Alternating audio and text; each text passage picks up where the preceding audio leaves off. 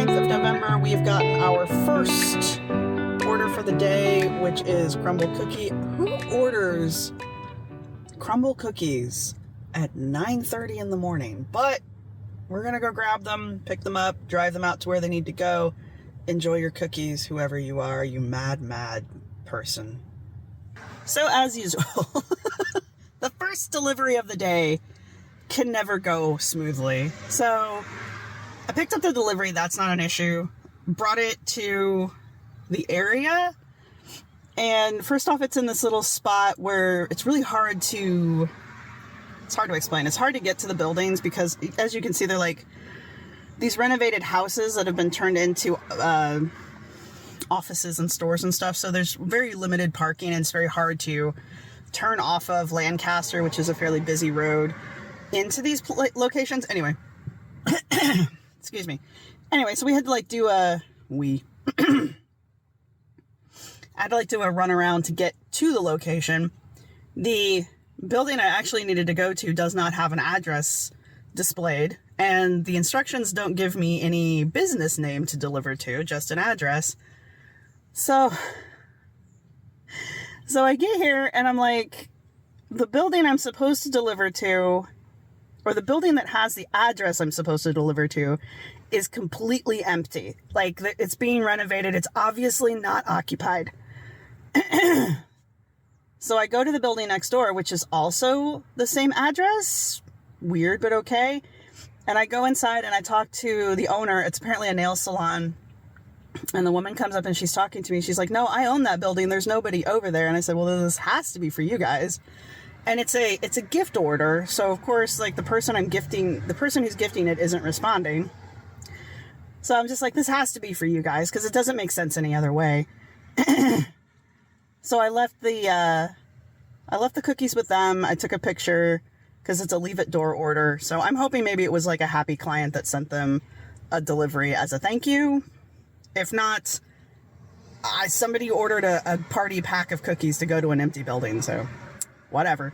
First delivery of the day. Well, we have succeeded in the epic quest to deliver 6 monsters, 4 soft pretzels, and 2 giant candy bars to one person. So, there you go. There was a decent tip on the order. It was just like, I'll have to screenshot and share the directions to you guys. It was literally 2 paragraphs worth of how to get to this dude's apartment. Inside these apartments that I go out of my way to not deliver to, I just wasn't paying attention. So, that was my own fault. But so far it's been really nice. I did get my acceptance rate up to 55% at the end of last week, so today we're actually dashing at a decent rate. And again, my first 2 orders the first 3 orders, I missed one. I really did legitimately miss one. All 3 of the orders I've been offered today have all been Blue Diamond orders, so being above 50% really does make a huge difference, because otherwise today would be super slow, because that's what every other Thursday has been like. So there's that. I'm gonna go back to the area that I reset in, and we'll see if we can't pick up some more orders. Today looks like it might turn out good. But again, I had to get my acceptance rate over 50% before I even started getting decent orders, so. And we're here at Salad Works. You can pick up the salad. Fun times, fun times. Absolutely nothing exciting is happening.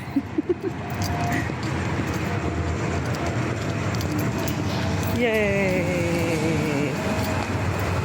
Well, as usual with the stack, one of them was amazing and the other one was crap. So the first one that I delivered, they were both Blue Diamond, excuse me, they were both Blue Diamond orders, and the first one was, I think, only thrown out there at like $8, and then I dropped it off and it turned out to be like $15, so I don't know why DoorDash does that. It's so stupid. But anyway, the second order, I thought it said +6, but right now when I cleared the order out and delivered it and cleared it, it was only 4. So, person only tipped $2. So no wonder why your food was sitting there forever. if you wanted to know, it would have been like a $4 delivery for like 6 miles. So that's, most people won't take that. And I only took it because I was already taking another order. So there's that. But yeah, so far it's been a pretty good delivery. That would have made about $20 for one delivery, and I'm still in a zone where I can pick up some stuff, so that's good. It didn't take me outside of my zone, so good days, good days. I'm telling you, it's disappointing that DoorDash is punishing people who are under 50%. It's understandable why they're doing it as a company, because, you know, they've hyped themselves as this food delivery app, and they didn't train their customers early on that they need to tip in order to get their food, and the charges that they give people are they just have so many charges added on that by the time the customer gets to the tip screen, which is the last screen of the order, they don't want to tip because they feel like they've already paid enough money just to get their food delivered. So I understand it from a customer's point of view, but you know, I'm not doing this shit for free. And if you're like a million miles away from the place you want your food delivered from, you need to compensate me for that, or whoever ends up taking the order. But DoorDash could quit cutting our pay too. That would be amazing. So there's that as well. I need to quit saying that as much. Anyway, DoorDash needs to step up and actually start giving us base pay that's reasonable. So anyway, that's my opinion on that. If DoorDash would just pay us a reasonable base pay, then the tips wouldn't matter as much, because we'd still be making money off the deliveries, and the tips would still be good. We would still want the tips, obviously, but if you're a no tipper or if you're a $2 tipper, it's not going to hurt me as the delivery driver as much to waste my time delivering your order as it does right now. But anyway, I'm gonna go. There's a location that's not too far away from here that's a little bit of a hot spot. I'm gonna go drive over to that area and hopefully pick up a pizza order. They're always really good orders over there, and they're good, but they're infrequent. But I'm a Blue Diamond Dasher, you guys. So there's that. But I'm a Blue Diamond Dasher, you guys. And yeah, the day has been going pretty well. Pretty happy with it. So I completed my shift for the day. It actually turned out really well, all things considered. I usually only get about 7 deliveries in a day done just because of the amount of time I drive. So the number of deliveries that I was offered, I don't think increased very much. I think if anything, I might have gotten like 3 or 4 more orders or offers. But I didn't take them because they were crap. And currently we're in the Schuylkill Valley Park right outside of Valley Forge. There we go. Words. But I did make more. So the orders that I did take were better. I got about, I think 5 of the 7 offers I received today, 4 or 5 of the orders were Blue Diamond orders. I tried to take all of the Blue Diamond orders, but I know at least one of them got away from me just because I wasn't paying attention. So I did get a lot of those. And a Blue Diamond order is a guarantee that it's $2 per mile. That doesn't necessarily mean it's like a good order. It just means if it's going a mile, you're getting $2, which literally happens. So there's that. Pigeons. Big fat pigeons. So yeah, that's it. So I figured I'd finish my day off by going for a walk up a very steep hill, apparently. But I wanted to get over here so I could show you guys the river valley. Here we go.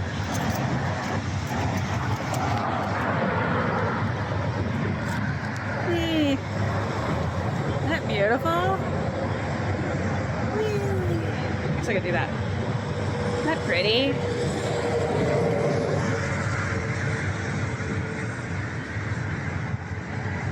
I'd show you the other way, but it's literally a bridge to the interstate, which is why you can hear all the cars. So, there's that. as far as everything else in the day, didn't really have any more problems with deliveries. Didn't really do nothing exciting, I guess is what I'm trying to say. So there's that. Just trying to think of what else I could report to you guys. I made about 61 altogether. I had 2 shifts because I forgot to sign up in the right amount of time, but whatever. And yeah, we'll be back out here tomorrow in this area, actually, doing the same thing again.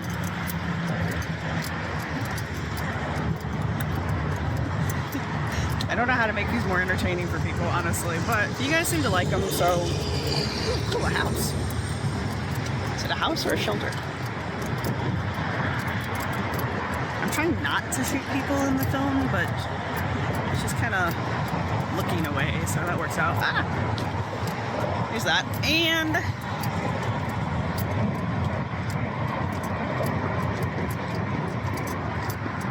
yeah, just exciting times, I guess.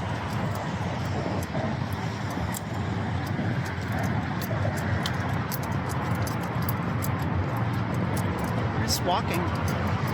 Isn't that exciting? Yeah, so you can see the interstate. Isn't it beautiful? Oh, it's a shelter. No, it's an old train house. Very old train station. I'm gonna see if I can get you guys some footage of it. So I am apparently legitimately inside Valley Forge. I didn't realize that. So I'm not in, I am Perkiomen? Not from here. So the Perkiomen Valley River thing is where I parked. And then if we come down here, there's some lovely abandoned buildings. So that's always exciting. Old buildings are cool. Well, this one also like, you see a satellite out here. God damn it. I was hoping I would get away from the people on the bikes, but apparently not. Wow. These are old barracks, I think.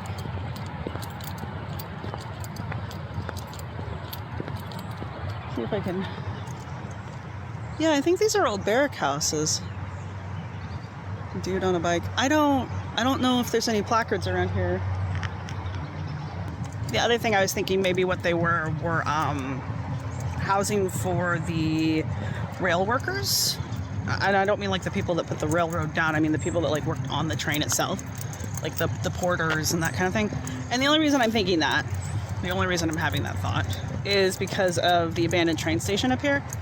And we're almost up there and I'll show you guys, but it would make sense to have housing for them relatively close to the train station because, you know, I don't know if you guys have ever ridden the train any kind of distance, but they will often switch on and off at various train stations, usually close to where they live.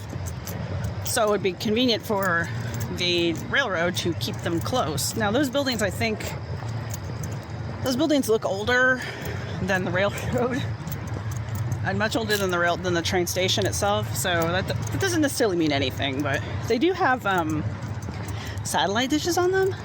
And I don't know how long the railroad, I don't know how long this train station has been abandoned. Here we go. But this is the Valley Forge train station that has been abandoned for some time, I guess. It's got enough graffiti on it, but graffiti and vines and... I'm trying to get it like straight. I'm not doing a very good job of this, I'm sorry. We'll walk around it and I'll get some decent video of it real quick, but there's no placards or anything around here to explain any of this, which is unfortunate. I mean, yeah, I can get online and I can look it up, but it's better to have it there in real time so people can actually see it. But you got to have somebody write the sign, and then you got to get the sign mounted, and yada yada yada. And I can see how that kind of time and effort is not something the park is willing to put into something like a rail station and some possible residential housing for the rail workers. But let's go look at the building a little bit more before the rain gets here. That was apparently creeping up on me. Oh no, I didn't record any of that. Mother fudge ripple. Alright, anyway. This is the rail house. I don't know how much of that didn't get recorded, so this is the Valley Forge Park rail house. Rail station. It's in, like, the roof is in good condition. They've got that, I want to call it fleshing, or there to get the water to come down. The brick and the stonework's in really good condition. I don't know when they decommissioned this rail station, so, and yes, it's raining, because why not? I think it's gonna pass, though. I'm gonna re-walk around this because there was some interesting graffiti that I wanted to record and didn't, because I thought I was recording, but I wasn't. Anyway, it's not like it's difficult.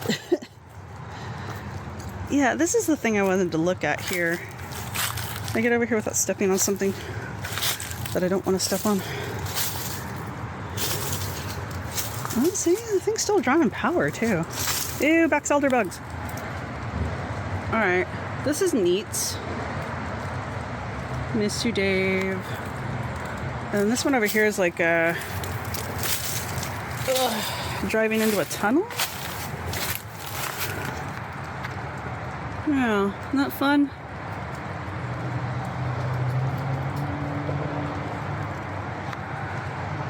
I don't know if that's poison ivy or not. I really don't want to find out the hard way. So shout out to the Kodak kid from 222. Well, shout out to the Kodak kid. So who's this over here from 2020? Mega Bones. Shout out to Mega Bones. Because you know they're all going to be watching my video. But anyway, so that's the rail station itself. Hope the sound on this is decent. This style's pretty. This is basically the style of the rail houses around the area and outside of Philadelphia. Again, we're in the suburbish area. Well, I mean, we're in Valley Forge, so there you go. So I want to go back over to these houses over here. Again, I don't know how much got recorded. I'm speculating. I thought they were barrack houses because they kind of look like the ones. They look like the officers' barracks from.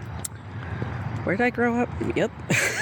From the area I grew up in. There you go.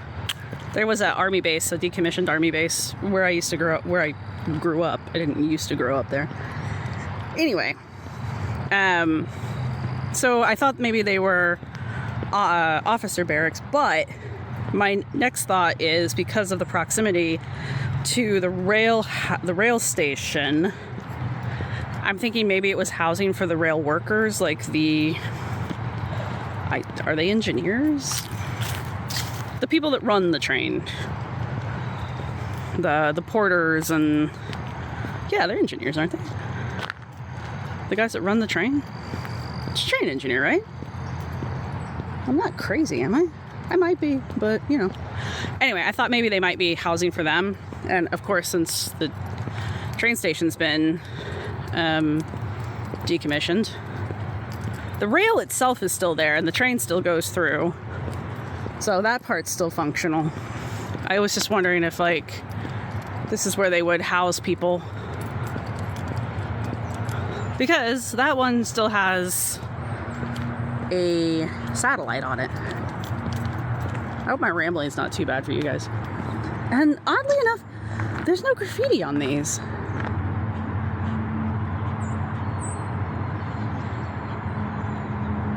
What is that noise? Sounds like a duck.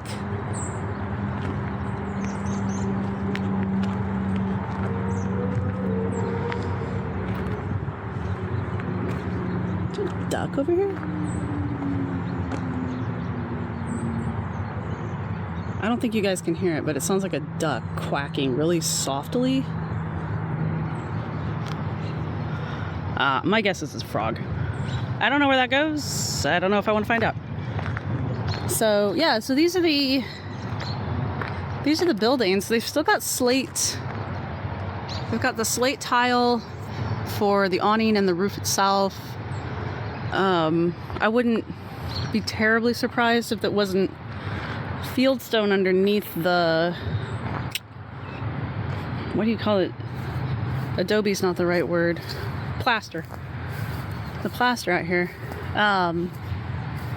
There it is again. Maybe I'm crazy. So, yeah, if you know more about architecture, let me know. There's lots of cracks in it. They've definitely repaired it. The windows are clearly, if not original, then they're replaced. They mow out here. And I saw somebody biking through, so it's not like you can't be over here. Ooh, creepy basement window. Ew. Creepy.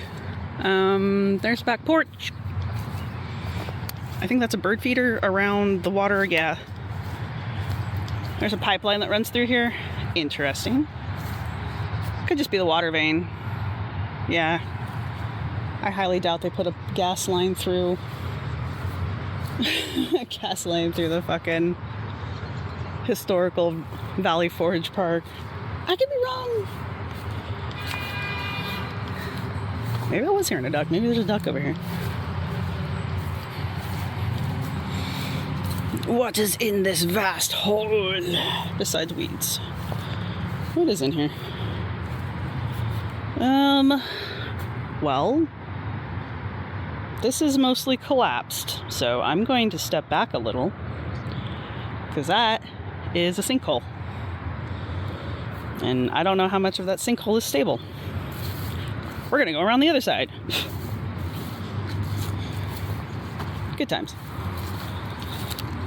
You know, it would be my luck that I would go my entire field career and never fall into a sinkhole.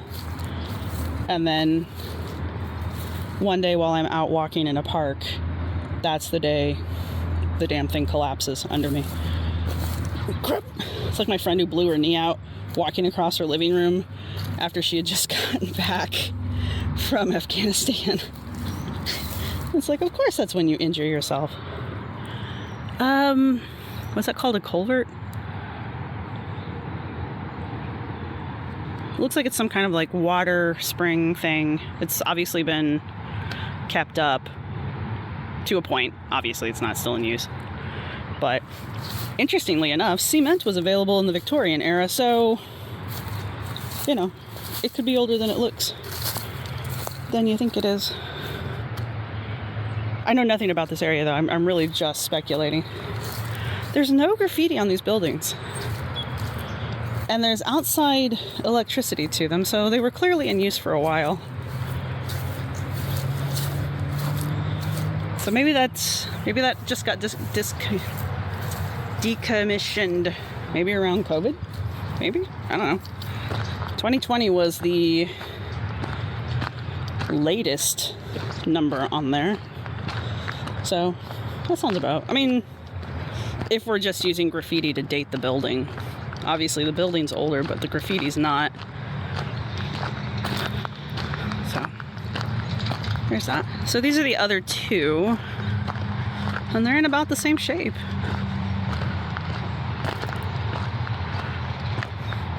We're having a good time, aren't we? Yeah, they're the exact same build.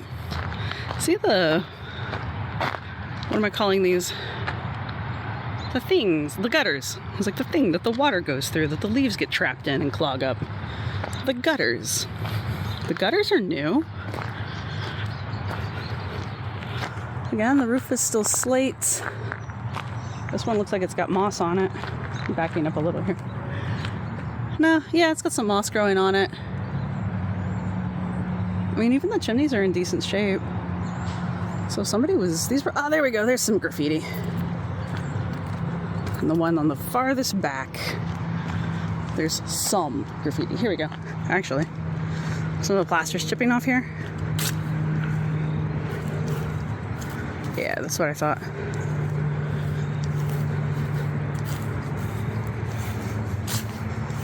Yeah, it's all fieldstone. If you can see, there's a... Well, I'm pointing to it in my eyeball. Here we go. This is, there's fieldstone construction behind this. And then they'd put this plaster, adobe stuff on top of it. Because today, you know, in the modern era, the fieldstone look is in. You know, it's kind of chic and kind of looks upper class and sophisticated.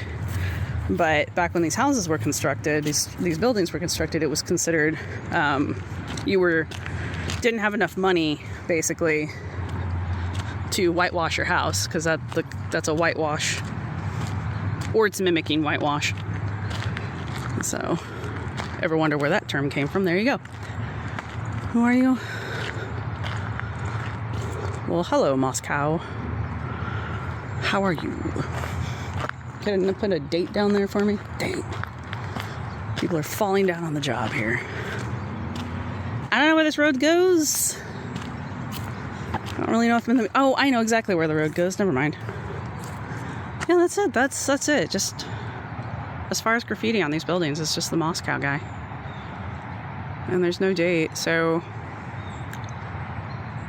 And the slate's in really good shape, and so are the gutters. Now, they could have installed those merely to preserve the building, to keep the building in decent shape. So there's that to consider. And this is actual Valley Forge out here. The rail itself would be over there, so this road probably goes down to the railroad tracks that I know are down there because I've been on them. So I might take you guys out there some other time. Not today, though. Not today. Oh, and that's a wetland. Is it purposefully being restored, or is it just being restored out of neglect? Who knows? Who knows? But anyway, there you go.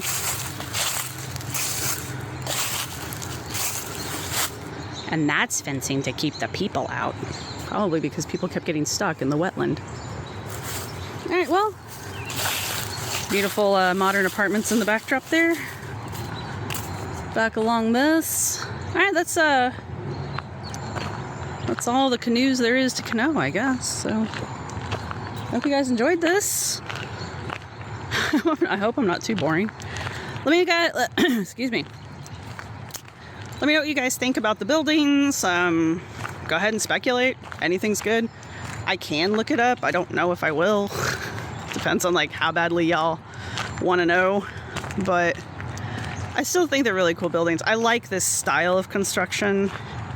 And I mean, I know it's a colonial style, give or take. I don't know the exact name of it. I think it's literally just called colonial.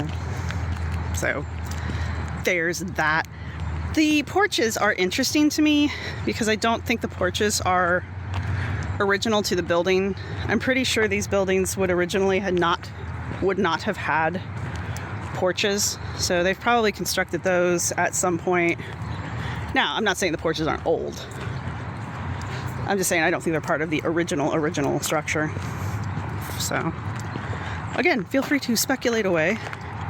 Porches have a very interesting origin story in the US, as I understand it. As was taught to me when I was in school eons ago. But so there's that. They did have some really cute outdoor lighting fixtures. But yeah, see, there's a plug to the outdoor there. So there you go. Got to see a decommissioned rail house. Where is it? Rail house. I am determined to call it that. A decommissioned railroad station. And what is possibly housing for the rail workers who would have been hopping on and off the trains. So, when exactly everything got decommissioned, I don't know. So there's that, unfortunately. But, oh, I show you my favorite building out here, though. I don't know anything about this building, other than I really like it. You can kind of see it as we come up to it. Squirrel! Yeah, there's like a whole power converter box out there. People were living here up until recently, so I do wonder if they weren't moved along during the pandemic, or very closely there too. Look at the back of that house. Look how that extends. It's crazy.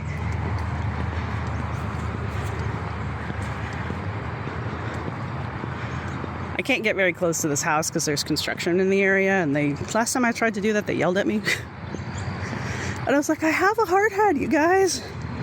And the guy just looked at me like I was crazy. Fair.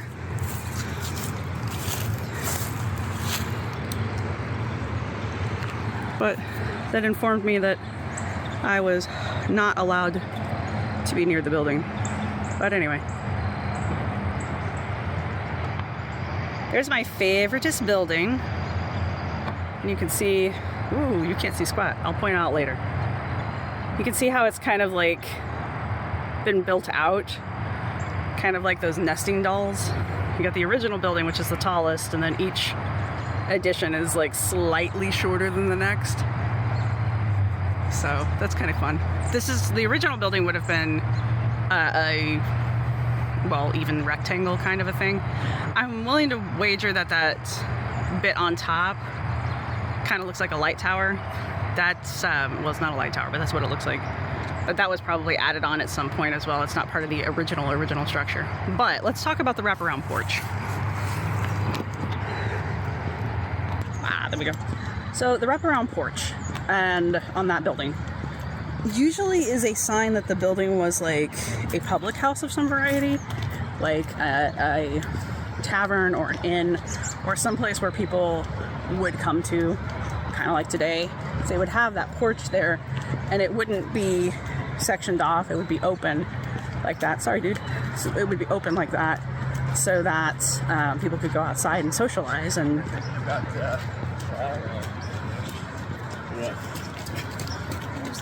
we got it quick. Anyway, so that people could go outside and socialize and be outside, not necessarily inside, especially on days when it was like stifling and that kind of thing. So, fun facts, as I understand them, as I was taught eons ago as a wee archaeologist. Oh, my eyes are watering. Anyway, fun times. I'm gonna let you guys go.